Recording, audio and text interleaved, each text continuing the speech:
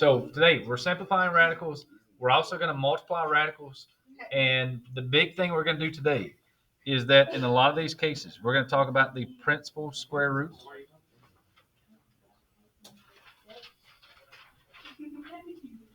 And when we talk about the principal square root, this is the positive square root. So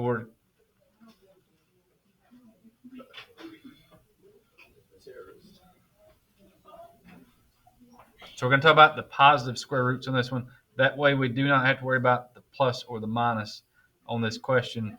And again, so if it's the principal square root, we're going to assume the answer is not negative.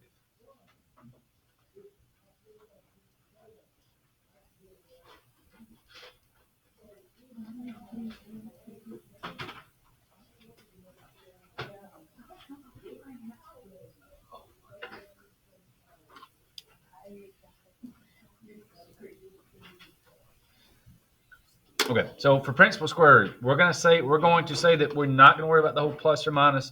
We do not have to worry about putting in the absolute values on the answer at the end.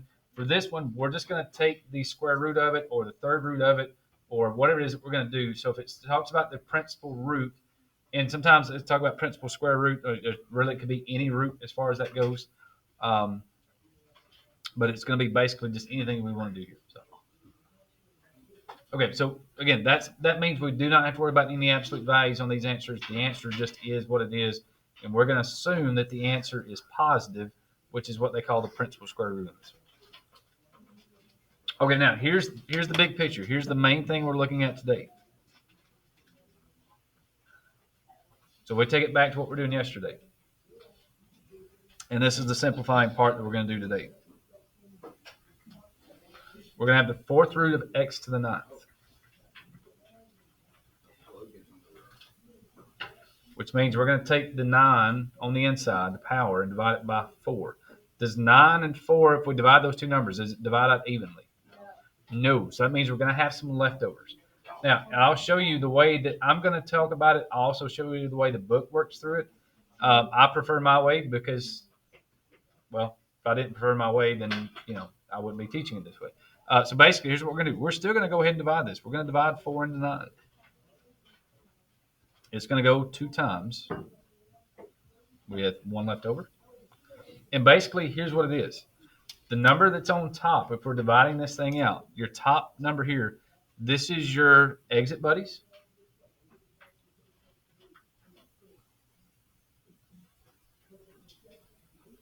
So that's how many, and again, if we go back to like when we're doing just square roots, the 2, whatever power you get here, that's your exit buddies. That's how many of these x's are going to get out. The one that's here, that's your remainder, this is going to be your leftover on the inside.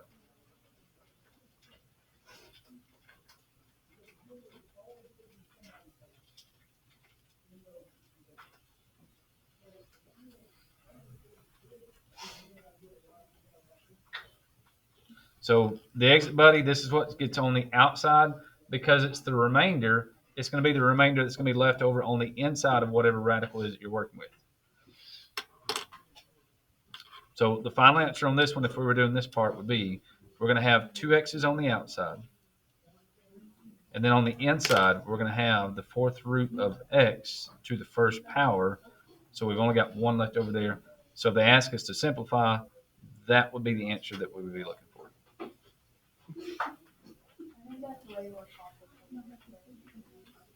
Okay, now here's the way the book kind of talks about it. So and this is where you can kind of, depending on if you want to go this route, go with it. The way the book does this one, it's basically the same thing. The book way on this one. One other thing too. When you're going through Math Excel, when we're going for these online, there is a button that's going to look like that. That's the button you need to use when you're going to plug in the fourth root of x. Some people probably had pushed that before and got some things kind of messed up on that one. But any of these we're doing that's not a square root, if it's third root, fourth root, fifth root, you've got to use this button to get the fourth root of x in there. And then obviously you can just do the x squared on the outside of it there. Okay, now, so here's the book way when we're doing the fourth root of x to the ninth. They basically, again, do the same thing. because they say, okay, what multiple of 4, what's the closest multiple of 4 without going over that would get us close to x to the 9? Be 8, right? So they say, all right, we're going to rewrite this as the 4th root of x to the 8th, and then we're going to have one more x that's left over. And then they're going to break it up into the two parts. So now we've got the 4th root of x to the 8th. We've got the 4th root of x to the 1st. But now we can actually take the 8 and the 4 and divide it and get x squared.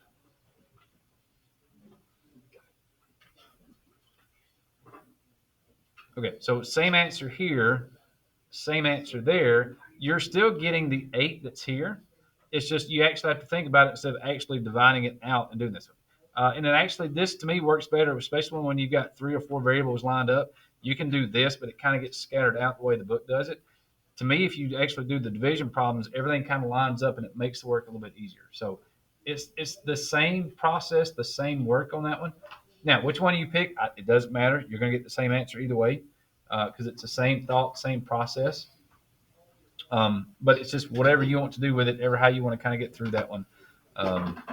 That's the option that you have to kind of go through those. I'm going to show you more like this just because of the problems that we'll see coming up. To me, this is easier, but it's still the same thought process as this one. You just have to kind of look at it a little bit different as you go through those. So.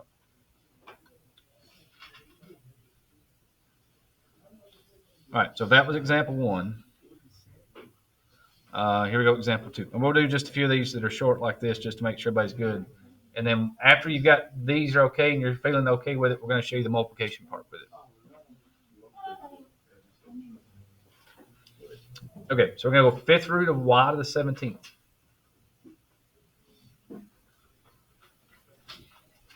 All right, and again, very first thing is for the y's. We're going to take 5 and divide it into 17. That goes 3 times with 2 left over.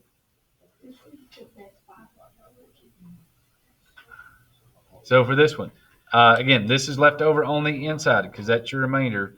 These are the exit buddies. This is how many get out. So on this problem, we've got 3 y's that get out.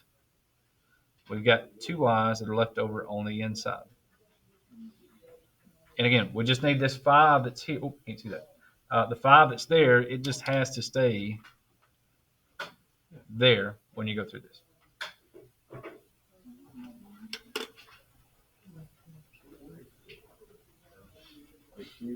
Can you bring the camera over? Okay. Okay. All right. I got it. Not looking too bad, right? All right. Okay. It's the second you said we got 3 Y's that get out, that's when it clicked. Okay. All right. So starting to feel a little better, maybe. For sure. Let's do another one. Make sure we're okay. Everybody good there?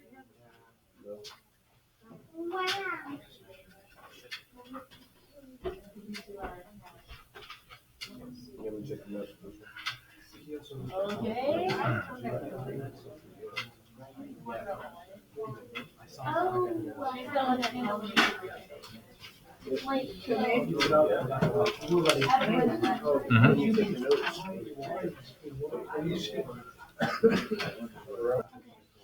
All right. So for example 3, we'll go 6th root of y to the 23rd power.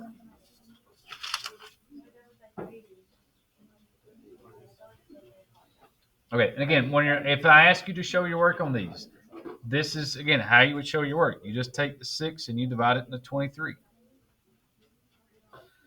That'll go 3 times with 5 left over. So simplified answer on that one is we're going to do the 6th root of, and again, we've got 3 that's going to go on the outside, so it's going to be a y to the 3rd on the outside, and we're going to have 5 y's on the inside.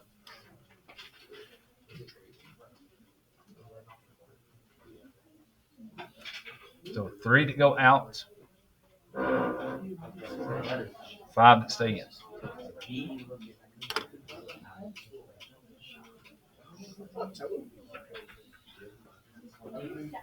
All right, now here's where to me that it helps to kind of look at it this way and not the way the book does. If you have multiple variables, because a lot of these problems you're not going to have just one variable, you're going to have 2 or 3 different variables.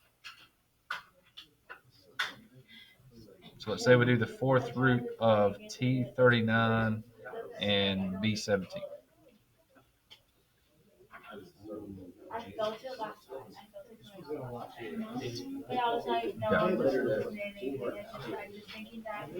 All right, so with the multiple variables, here's where to me it's kind of nice because if you do it the way the book does it, this thing starts spreading out and getting really long and kind of stretched out. If you do it the way we're doing just the division on this one, so for the t variables, we're just going to take 4, divide it into 39.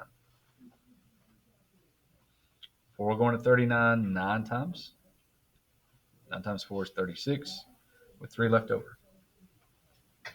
Okay, when we do the b part of it, we'll do it the same thing. We're going to take 4 and divide it into 17. Goes 4 times with 1 left over. And here's why I like doing it this way as opposed to the way the book does it. Now you got all your numbers on top, so now you know that these two things are going to get out, and these two things are going to stay in. And that way everything is kind of organized. That way you know everything that's on the top is going to go out. Everything that's down here is your remainder that's going to stay in. So for the final answer on this one is we need 9 T's that go on the outside. We need 4 B's that go on the outside. And then on the inside, where we've got the fourth root, we need 3 T's on the inside and 1 B on the inside. And then that would be your final answer. Okay. And to me, that's the best benefit of doing it, not the way the book does it, but actually setting up like a division problem. Because if you take, and again, if we had one more variable over here, whatever you get here would go on the out, whatever would be down here would be left over. So that way, you know that everything on top, that's telling you the amount of variables that are going to be pulled out. Everything that's your remainders, that's going to be everything that's on the inside. So that kind of leads us up to the second thing today, which is going to be multiplying radicals.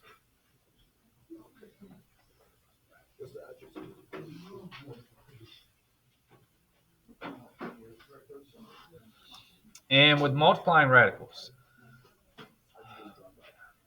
it's basically kind of taking what we did with the pieces back here and pulling it together. But one big thing with these, your index or your root must be the same. So whenever we're going through any of the multiplications on these, if the indexes or the roots are different, you cannot multiply the radicals together. So they both have to be fourth root. If you're going to multiply 2 terms together, they both have to be fourth root, or they both have to be fifth root, or they both have to be a square root. You cannot multiply a second root and a fifth root together and get the answers. So if the indexes aren't the same, then you cannot multiply those numbers together. Again, we're talking about index.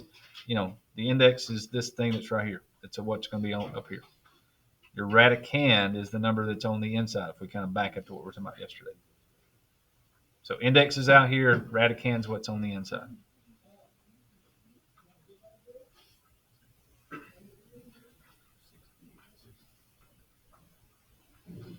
Okay, so for this one, it's about 4 things that you have to do.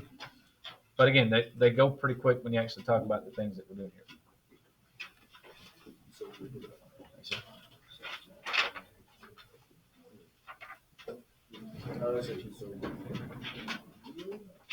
Okay, so for step 1, you're going to do like you would think you would normally do. You're going to multiply the numbers on the inside. You're going to multiply the radicands.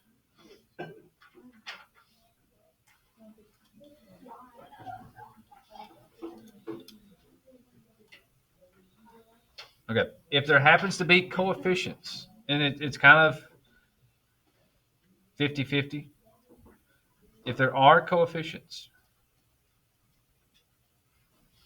again, if you have coefficients, they will be, you know, out in front of the radicals. They'll be over here. If there are coefficients, then you multiply the coefficients. But probably half of the time, maybe even more than half the time, probably more than half the time, there's not going to be any coefficients. Most times it's just going to be radicands that you got to worry about.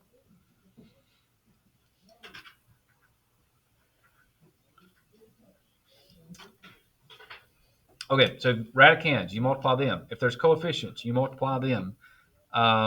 If you have variables, you add the exponents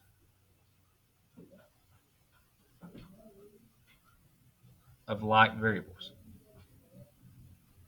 Again, if you're multiplying x to the second times x to the third, you make that x to the fifth. Whether that's inside or outside, it doesn't really matter.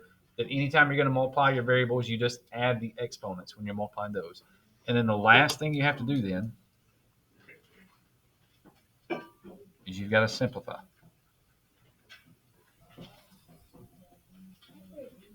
So you should simplify the radicand, and we'll say if possible, because maybe not. Probably in most cases, you probably can simplify them.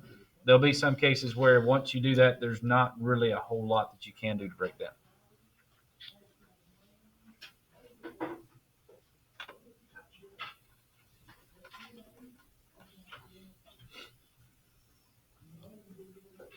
Okay, so you're multiplying the inside numbers. You multiply the outside numbers.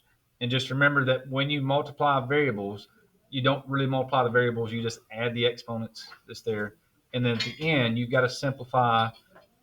Basically, you may get to the end, you may have an answer that's like this, and then once you're there, then you take this thing and you break it down as much as you can. Okay, so we'll do about 3 or 4 examples of this, and then that will pretty much just wrap us up for the day if we can get through those. Okay, so very first thing, we're going to start with just numbers, no variables, and then we'll throw in a few variables, and then we'll throw in, just kind of take it a little step at a time and build up to where we're going there. So, okay, everybody get on those 4 steps?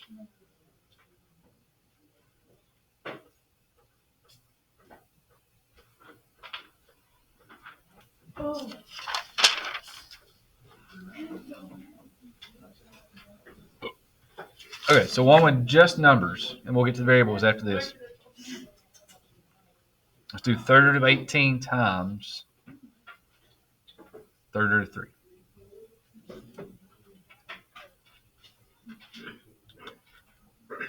Okay, now this is one where it's kind of a, I hate to say to do this one, but you want to kind of do it just to be on the safe side. That most of the time, if you do this, you've got 18 times 3. We know that would be the 3rd root of 54. Okay. Now, that's one, if you ever get that number, that's where you go back and check it just to see if it happens to be a perfect square root. It doesn't, but we're going to check it anyway, just so we can see what's going on. So if we've got to do 3rd root, again, we're going to do 3, hit your second, hit your variable, radical part of it here, put in the 54, and that does not come out to be a perfect radical.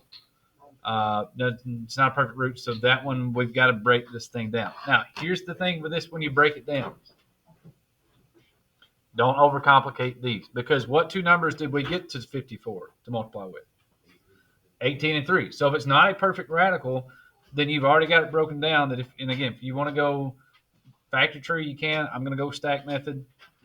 That if you're going to do this one, we've already got 3 times 18, so we know that should be getting us going in the right direction. 18 would be 3 times 6. 6 would be 3 times 2.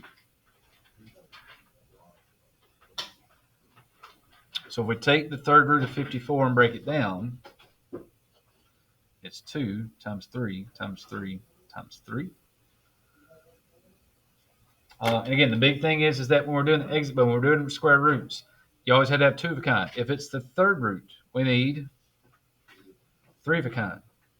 So we've got 3 3s, so that 3 gets to go out because there's 3 of a kind here. That 2 only has it by itself, so it will stay on the inside.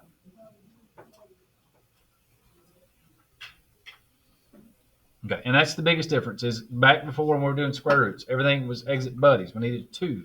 If it's 3rd root, you got to have 3 of a kind. If this was 4th root, you're looking for 4 of a kind. So that always tells you how many of a kind you're looking for that you can simplify to break this thing out to get what you need. Question. Let me just put that over here. So if we had this one, if we've got 2 and then 3 to the 3rd, if you want to think about that one over here on the side, that we've got the 3rd root of 2 and the 3rd root of 3 to the 3rd. So if you broke those 2 things up separately, You'd have that, right? So we got third root of 2 times the third root of 3 to the third. The third root and third power here cancel each other out. So that means that 3 is just out by itself. There's nothing to cancel here because it's to the first power. So that would stay like that. Okay. How come the 3 is on the outside when it's on the 3 on the inside? If it was 4. Oh, wait, no, okay. So I'm not going to take. Okay. All right, so let's throw on a few variables in it. We'll actually back this one back up to square roots for this one. So let's do the square root of 8x to the 5th.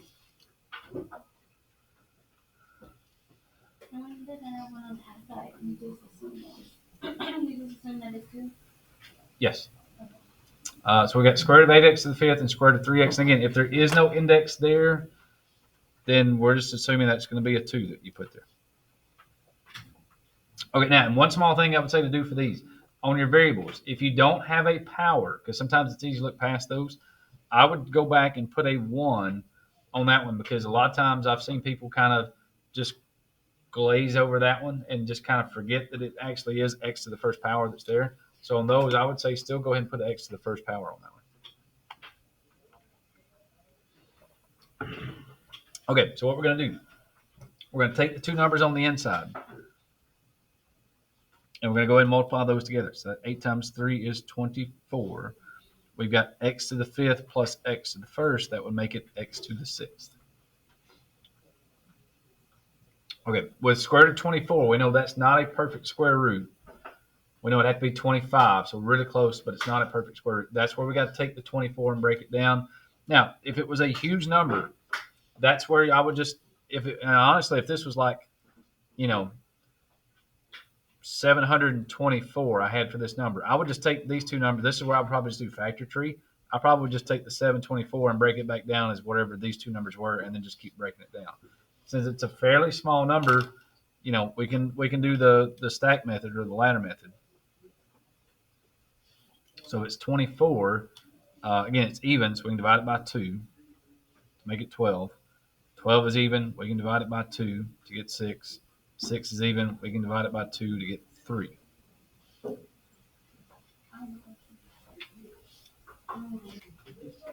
Okay, so for this one, square root of 24 is 2 times 2 times 2 times 3.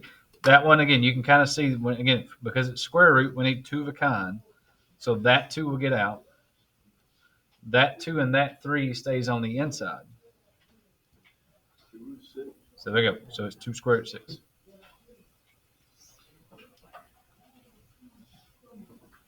So square root of 24 becomes, again, 2 times 3. For that part, again, we'll make it 2 square root of 6. And with the x's, we're going to take x to the 6. So what is 6 divided by 2? That's just x to the third. Goes evenly, so there is nothing left over on the inside. There's no remainder. So the final answer on this is where we're going to pull these two things together. We've got a 2 and an x to the third on the outside. And we've got an x square root of 6 on the inside.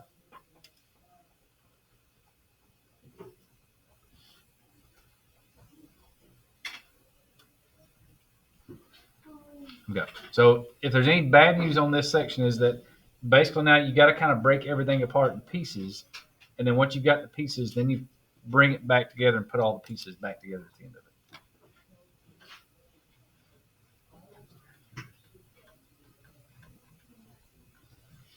All right. 2 more, and I think that'll wrap us up. Everybody okay with that one? Okay. All right, so then let's get away from square root because I think everybody's okay with square roots. Let's give you one again. It's different. Let's go third root for this one.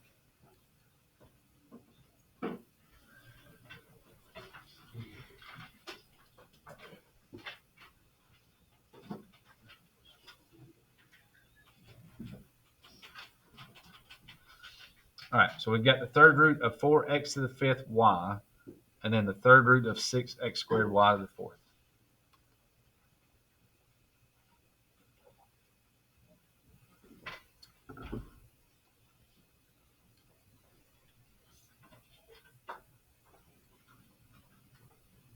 Okay, so very first step is, and sometimes it'll be kind of ugly with the numbers way there, but put everything back together. So that's, we multiply together. That's the third root of 6 times 4 is 24. We've got 5 x's and 2 x's. That's x to the 7th. We've got 1 y, and again, it's easy to forget that 1 that's there, but don't forget that 1 that's there. We've got 1 y and 4 y. That would make it 5 y's.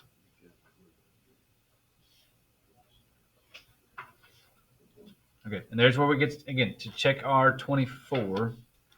So we got the third root of 24. It is not a perfect square root, or in this case, a perfect third root. So that means we got to break the 24 down. Again, this is where we kind of do it in pieces. So taking the third root of 24.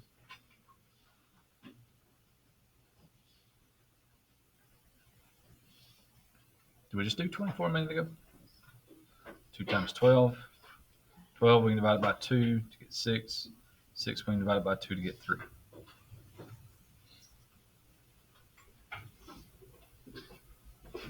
Okay, so third root of 24, that's the third root of 2 times 2 times 2 times 3.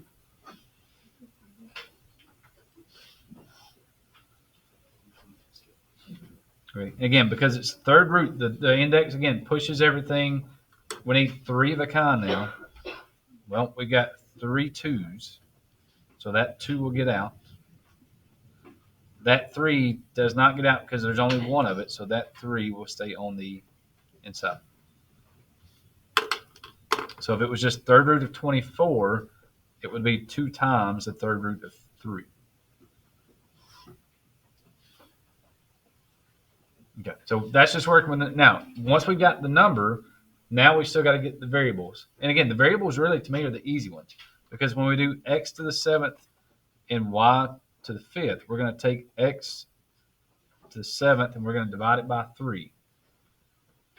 We're going to take y to the 5th and divide it by 3.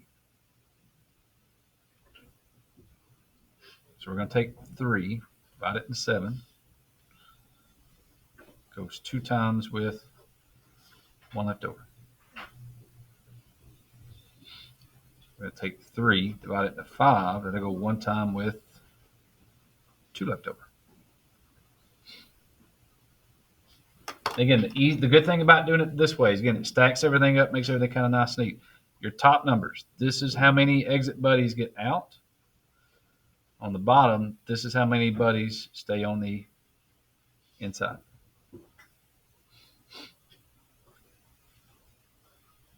Okay, now here's where we got to tie all this together. So on this part with the number, we got a 2 that got out. So we're going to bring that 2 over here, put it there. We also have 2 x's that are going to get out. We have 1 y that gets out. And then left over on the inside, we've got this 3. We've got 1 x left over on the inside, and we have 2 y's left over on the inside. And that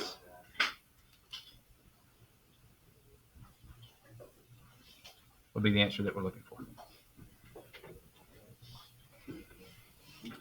Okay, so it's just breaking it up into pieces, breaking it up into chunks, and then once you've got the pieces, take all the pieces and put it back together, just to make it one big thing that we're looking for there.